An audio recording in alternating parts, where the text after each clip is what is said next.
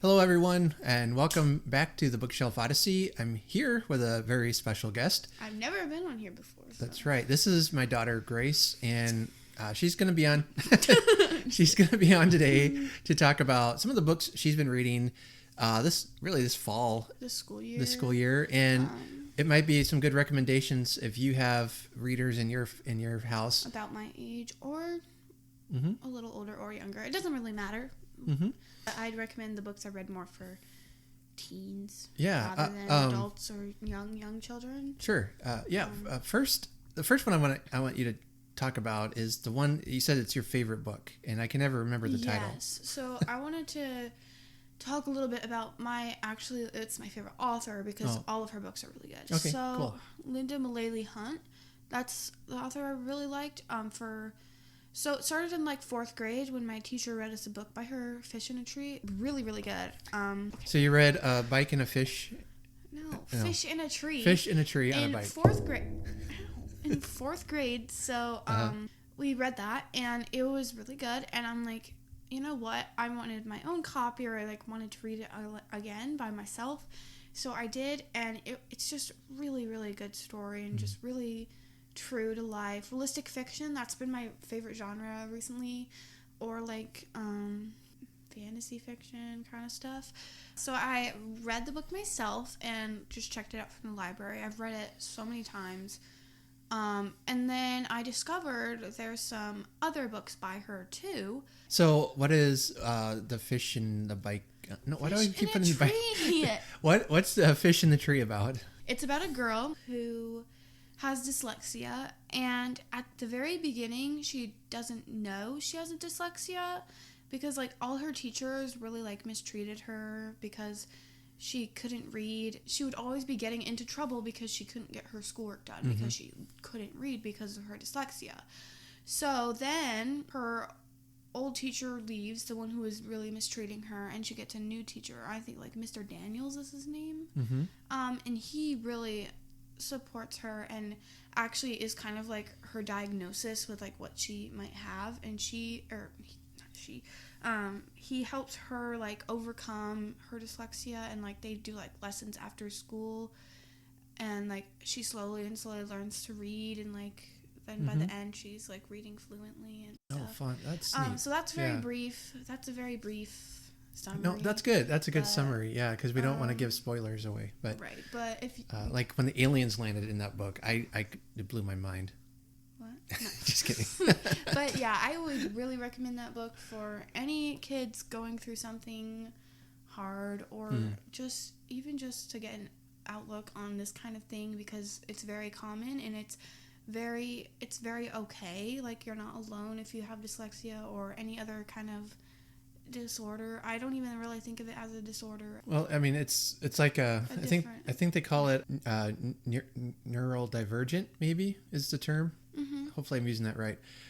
It's more of a different way of processing, right? Perhaps. And people with all kinds of disabilities are just as knowledgeable and capable of doing things as anyone else is, and that's just kind of I think what message that book shares. It doesn't matter how everyone's minds work differently, and that's okay. You don't have to have the golden standard mind or the stereotypical society kind of mind, if that makes any sense at all. Yeah, no, it does. People have all kinds of different ways they think about things and approach things, and So what is the title is kind of a weird one, Fish in the Tree.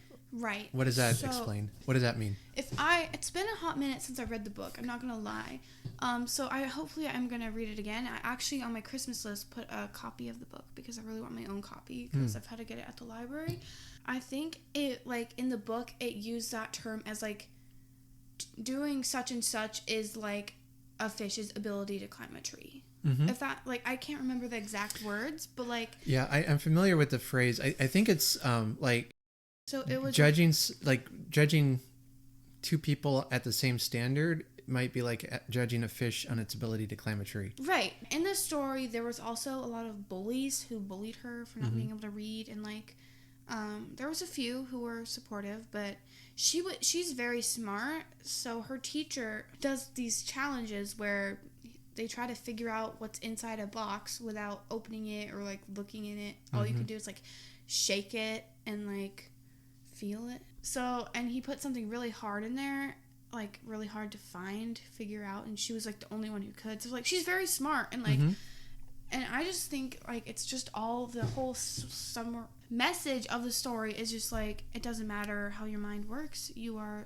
smart and in your own way, and you know, you don't have to be the best at everything, you know, to succeed in life. And so it's like judging a fish based on how he can swim, you know, he's got to be a pretty good swimmer, but judging them how do they climb a tree, that's not even a fair judgment because they can't. Yeah. Well, sounds like the book has a good message to it. Yeah. So, and you'd recommend all of her other ones you've read too, right? Because there's Shouting at the Rain and One for the Murphys, both excellent books. So for this year in 8th grade, you've been reading some, what I think of as some pretty serious literature. So in a video a couple weeks ago, I mentioned, I was doing one video on Ray Bradbury. And I mentioned the story of Gracie's 8th grade class that read All Summer in a Day, and how it had this huge emotional response coming from the students. And it was really funny to kind of think about that, because you told me that when the homework assignment, for the teacher was to write to finish the story. Right, because it just ends with Margot coming out of the closet. Right. Or like not even Margot coming out of the closet. It just ended like with Margot when they opened the door. We don't know if she's alive, she's dead, she's angry, she's crying, she's sad. We don't know. So there was. I'm just gonna shush you now. No. Because so it was basically a literature response type of assignment, and you just finish a story, like he said. But there were tons of mixed responses. So there was possession, there was murder, there was cannibalism, believe it or not.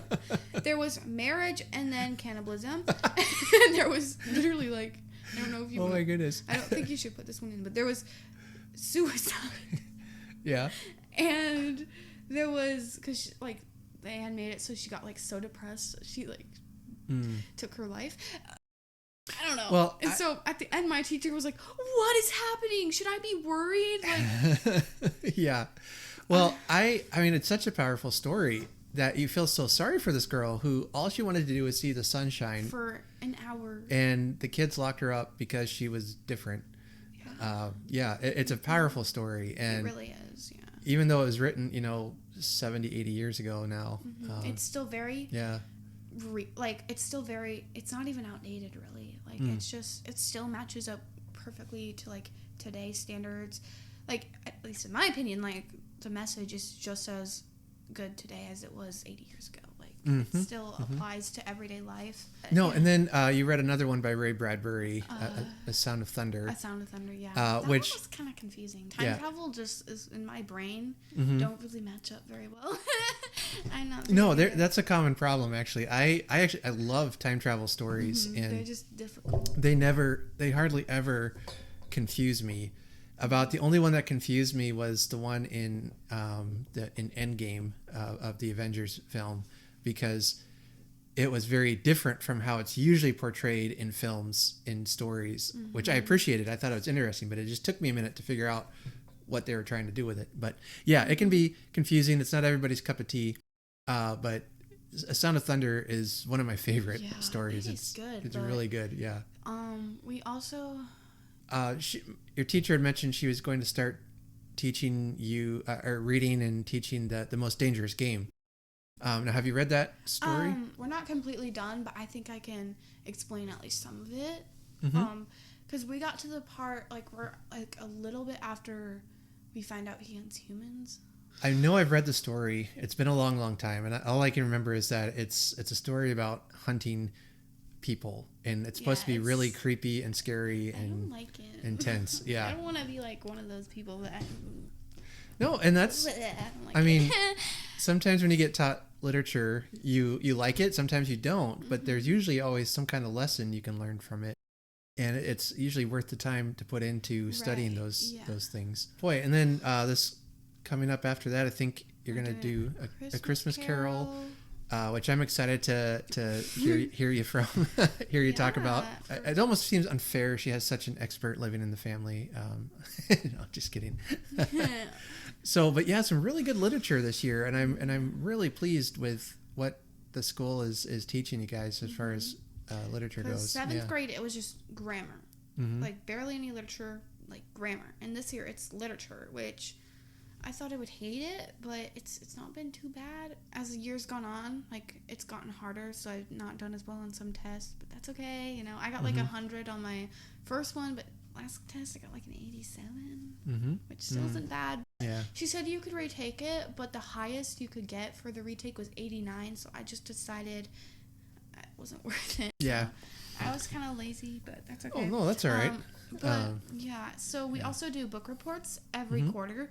So my last one was actually on a Lynda Mullaly Hunt book. It was Shouting at the Rain. That was really good too. And then you guys just read one called Orbiting Jupiter. I hadn't heard of this one. That one was very interesting, but it had such a sad but like happy ending at the same time.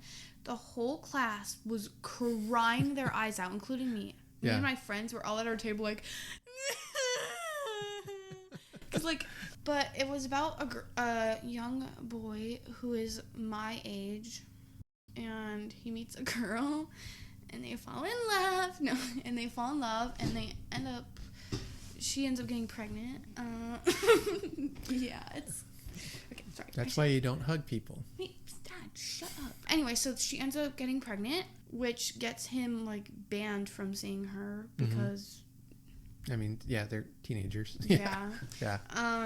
So she has the baby, and meanwhile, he's at like this prison home thing for kids, juvenile. That's what it's called.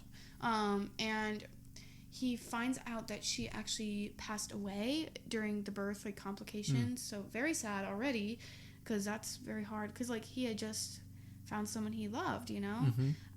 And hearing that she dies is just super sad. So he has to sign these papers to approve the adoption, and then he's like, obviously he's really upset. So he runs to the bathroom, and this other kid comes in and offers him drugs, and he takes them. Okay, this is like this makes him sound like a bad person, but trust me, it gets better. So then he gets sent to like a place called Stone Mountain, and that's like a very serious juvenile place, and he gets like beat and like it's very gruesome right now, but like he gets like beat and kind of like tortured almost. So they find Mrs. Stroud, I think. She's a lady who's kind of been with him through all of this.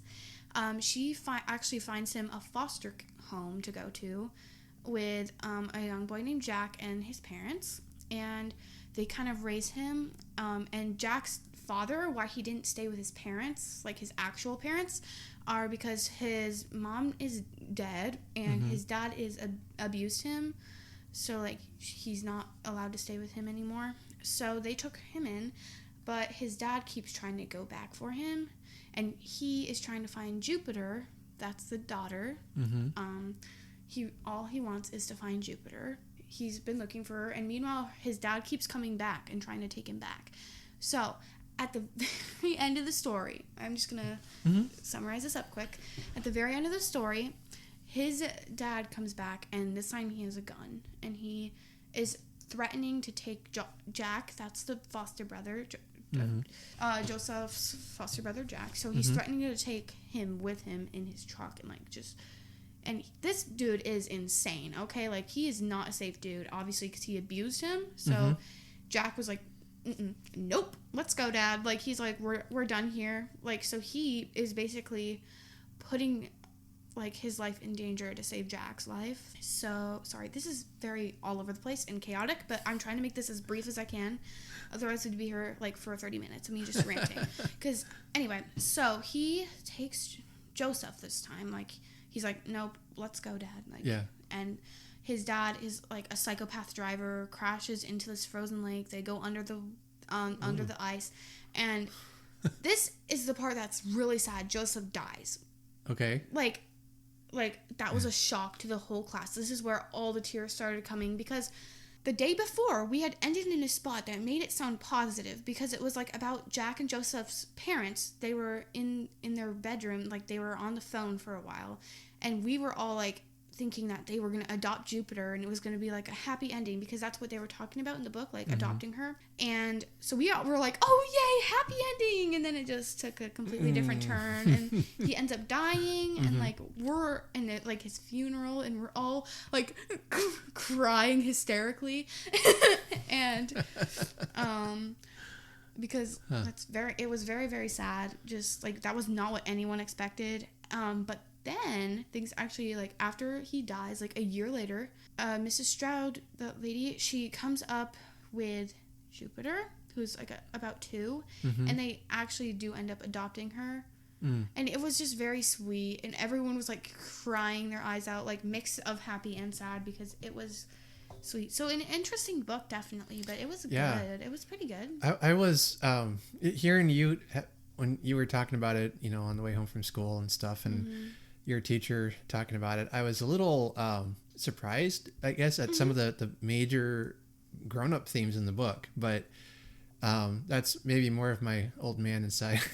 you know, when I was in 8th grade, I didn't care about any of that stuff, but a lot of it is stuff you guys deal with in school, you know, and all that. And stuff like that, unfortunately, but it sounds like it's a pretty powerful story. And like, you know, in the hands of a good, and just knowing that he gave up his life so that Jack could live, like that's what family's all about, like, right. And that's, I mean, that's what at its heart, that's what love is being willing to even sacrifice yourself for someone else, right? But so it was very sad, but yeah, that's a lot of what we've read this year, and what I've read this year.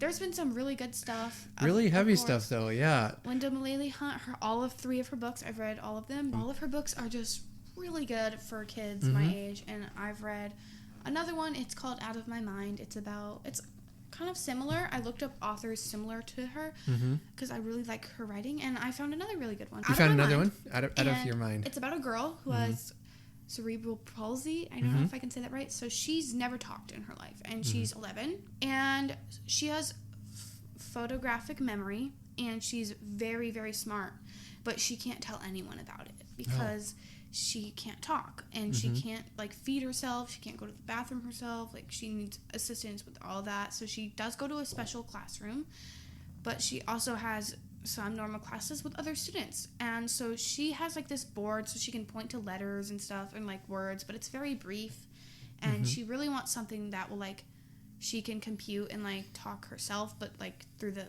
machine. So she gets on MediTalker, and they put like tons and tons of words in it, so then she's like able to talk through that and like say what she wants without. She's very smart, as I mentioned, so she was able to answer questions, and people could just figure out how smart she is. So she tried out for something called the Whiz Kids team. It's basically just a competition team for, like, where you answer questions about, like, school-related stuff. So she tries out for that, and she actually does the best in the whole class. So she gets on the team along with some other students, and they go to that competition, and they do well. They move on to the next round because she's very smart. But this is kind of where things take a turn, because on the day of like the big competition where there'll be on like TV, okay, there was a like they had a 12 o'clock flight, and they went to the airport, her and her family, to go. Everything seemed fine, but then the lady behind the desk was like, I'm sorry, we can't go because there's a snowstorm coming, and like all flights were canceled except one at 9 a.m. And she was like, well, my daughter's on the quiz team, like we have to go. And her and then the lady behind the desk was like, oh yeah, that team, like, oh, they left already at 9 a.m. at the 9 a.m. flight. And then they were all like, oh no, they left without her? Yeah. And she was like they left without her. And I'm like, how dare you? Like, I feel bad for all my friends and teachers who would just randomly hear me screaming at my book. Not really screaming, like, why would you do that? Because I was so mad, like, and her mom was really mad. She was like, why wouldn't they tell us? Like, why wouldn't they let us know? Like, do you think they did it on purpose? Like, all this really sad stuff. So, of course, like, that really sucks, because she had been looking so, like, so forward to it, like looking forward to this so much. Yeah. And it's wow. like, did it have a happy ending or? Yes. Okay. So that's good. when they all come back, like she goes to school and she like confronts the teacher, because this teacher doesn't sound very smart, like right, or very nice even, because he just left her, and like she kind of thinks they did it on purpose because they thought they would mess her up or like mess them up, but you know, she's very smart, like she did the best out of all of them. But they end up like making up and everything's fine at the end. So I really like books about this kind of thing, like disabilities and like how people overcome them and like that kind of thing. That's like my favorite kind of thing, because I really support that kind of thing, just because there's just so much nasty people in the world who judge people for them before they even get to know them. And like just because someone has a disability doesn't make them any less smart. And you can come at me, but I don't care. Yeah, you're right. Well, I need to give you the book called My Name is Layla. I interviewed the author a couple weeks ago, and that's about a girl your age with dyslexia and the challenges she overcomes with that. Yeah. So I just really like that kind of book. Cool. Anyway, I would check out, I'll say all the books again. Okay, give us a recap. What do you got? So I didn't explain everyone, but obviously we'd be here for an hour. So books I recommend, some I explained, some I didn't. Out of My Mind by Lynda Mullaly Hunt. Fish in a Tree by Lynda Mullaly Hunt. One for the Murphys by her as well. Out of My Mind was the one I just talked about. Yeah. So those 4 books are really powerful, and they are just really, really lovely books to be reading. And if you want a tragic, depressing, heartbreaking, soul-crushing story, read Orbiting Jupiter. Yeah, and, okay. Obviously, Ray Bradbury has great stuff too. Oh, so obviously, yeah. This was kind of chaotic, but I hope you enjoyed. Yeah, well. Because we've been reading some good stuff this year, and I've been reading some good stuff this year, and I've been getting a little more into reading because my dad's book nerd, and I like to read, but I have to have a good book. Because if I have a book that just bores me, I do not want to read it, obviously. But a lot of books bore me, so I have to find a good one. Well, see, and that's the whole thing, is learning to what we call DNF, which means did not finish. And, you know, if you're reading a book and you're not enjoying it, just chuck that sucker and find one that you like, because life is too short to read a boring book. Exactly. And yeah. And if it's what you like to read, then read it. Absolutely. Who cares what other people want you to read? Just be like, no, I want to read that book. No, I'm sorry. I'm going to read the cheesy Amish romances. If you like fantasy, read fantasy. If you like fiction, read fiction. If you like nonfiction, read that. I don't care. Just read what makes you happy. Because there are tons, millions, billions, trillions of different books. And all of them, you're bound to find something you like. Well, Grace, thanks for stopping by. Yeah, and sure. Everyone, if you have any book recommendations for Gracie, you kind of get a sense of what she likes to read, please do mention those in the comments below. And we would love some ideas. So if you liked having Gracie on, also let me know. We can try to have her back on again. And I'll try to make things more brief. So no, it's fine. If you didn't like having Gracie on, then hit the unsubscribe button, and you're done. All right. Well, as always, make sure to like, share, subscribe. Right. All that jazz. Do you have any merch? No. Not really. I gotta get some. Earthquake again. Anyway, make sure you like and subscribe and leave comments, etc. We'll continue the conversation down there. And until next time, happy reading, everyone.